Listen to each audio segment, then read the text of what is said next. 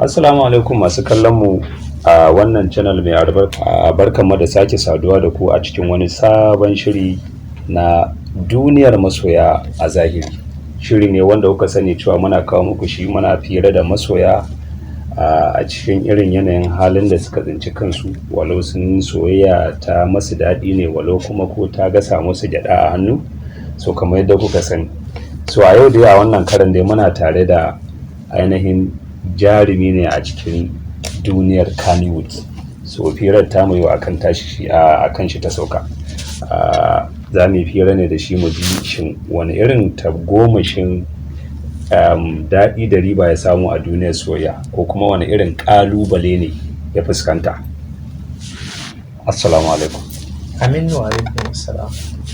Da fari dai zan so ka gaya wa masoya cikakken ainihin sunanka. Sunana Suraj Musa Kagara, wanda aka fi sani da Suraj MK. Alan Surajo MK, so ko me za ka iya gaya mana a cikin tarihin rayuwarka, amma kuma a cikin soyayya wani irin kalubale ne ka fuskanta, walau kafin aurenka ne ko kuma ka taɓa shiga wani tarko na soyayya wanda ka sha bakar wahala? To da yake zan iya cewa na sha, kuma zan iya cewa ban sha ba, saboda a fahimtar da na yi wasu, a zahirin gaskiya ban bari ya wahalar da ni ba har ya sa ni wani kuncin rayuwa. Duk da dai ba zan ce ba a taɓa ba, an taɓa, amma duk inda na fuskanci zan samu matsala da wuri nakan aje in haƙura. Abin da nake so mu fahimta, domin 'yan kallo suna sauraron ka, suna so su ji wani irin gudunmuwa soyayya ta baka a cikin rayuwarka. Ma'ana shine, ka taɓa yin wata wadda ta yaudare ka, ta ci amanar ka, ta taɓa saka ka zubar da hawaye, a'a soyayyar ta saka kayi murna ne? To shine muke so mu ji. To a zahirin gaskiya gudunmuwar da soyayya ta bani, fahimtar zamantakewa na rayuwa a ko'ina ne, kuma ya bani fahimtar menene so yake bukata, menene kuma so bai bukata, wanda a zahirin gaskiya a kowane lokaci idan ka ji mace ta ce saurayi ya yaudare ta, ko kuma saurayi ya ce budurwa ta yaudare shi, to a fahimtar da na yi maso sun samu matsala ne tun tashin farko. Dalili kuwa shine lokacin da na yi wata soyayya da na so sosai bakin gwargwado, a daga baya da na fahimci cewar so na ne ba a yi, sai ban bai wa shari'a wahala ba, sai na janye jikina, na tattara, na haƙura. Kaga da na zike akan abin, kaga zai zama abu ne wanda zai wahalar da ni a ƙarshe. So da na fahimci cewar akwai matsala, so na ne ba a yi, sai na ce to ba zan zire ba, so ba zan ɗauke ta a matsayin ta yaudare ni ba, tunda har na fahimta kuma na yi saurin kaucewa. So amma sai ka ji mace ta ce saurayi ya yaudare ta, ko kuma saurayi ya ce budurwa ta yaudare shi. A zahirin gaskiya idan ka auna, karka manta shi so wata halitta ce da ubangiji yake halitta ta a cikin zukatan mutane, kuma ko gini idan za ka yi shi, a lokacin da za ka fara, ba za ka fara shi daga sama ba ka yi ƙasa, dole sai ka yi foundation a ƙasa, kuma da kankare mai ƙarfi domin gudun samun matsala.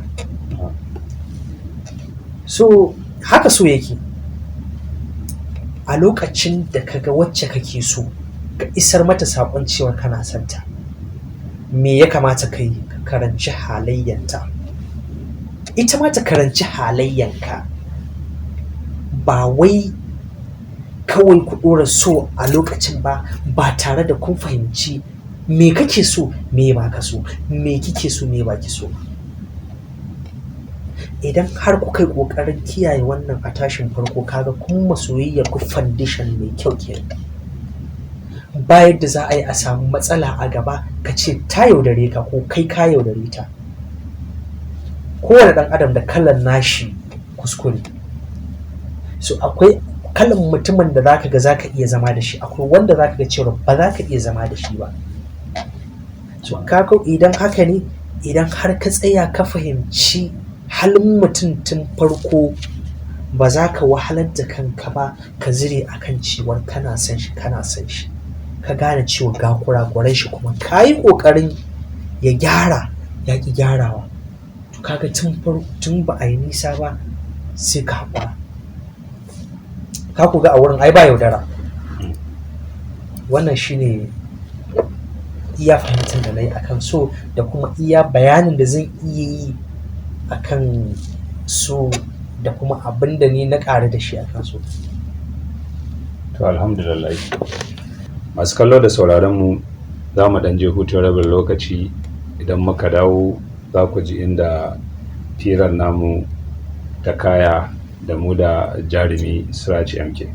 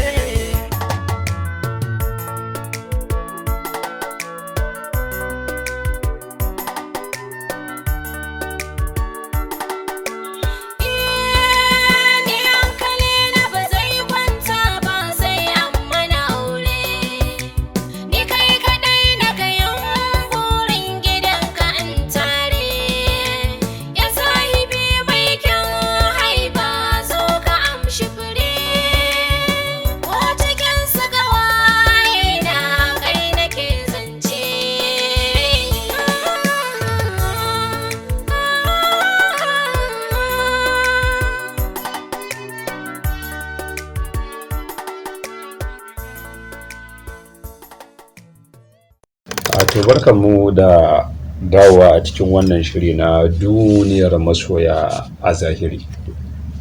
Siraji MK, mun ji fira a kan soyayya. So, ko me za ka iya faɗi game da nasarar da ka samu a cikin soyayya haka? Kamar yadda na gaya maka a baya, nasara ta farko da na samu a kan soyayya, na fahimci zamantakewa a dalilin soyayya. Abu na biyu kuma, na ci ribar soyayya sabida haƙurin da na yi a kan da na fahimci cewar ba a so na, a kai tsaye kuma sai gashi Allah ya sa na zo na samu matar aure ba tare da na sha wahala ba. So wannan shi ne ina ganin babbar ribar da zan iya cewa na samu a kan soyayya. Idan nan ban samu nasara ba, na wahala, to nan kuma na samu cikin sauƙi. To alhamdulillah, yanzu dai idan na fahimce ka kana nufin cewa ma a yanzu haka kana da aure.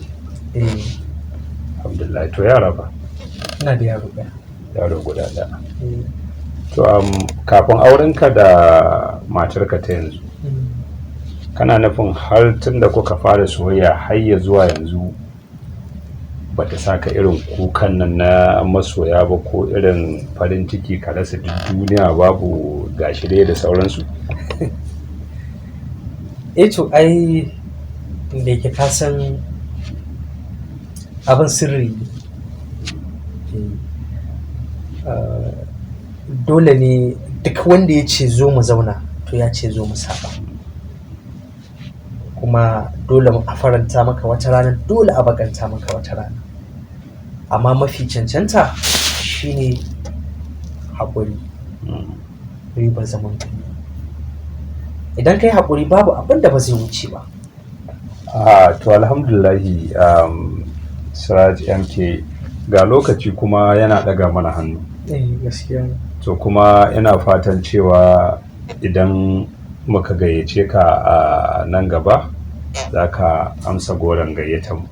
Insha Allah, Allah yadda. To alhamdulillah.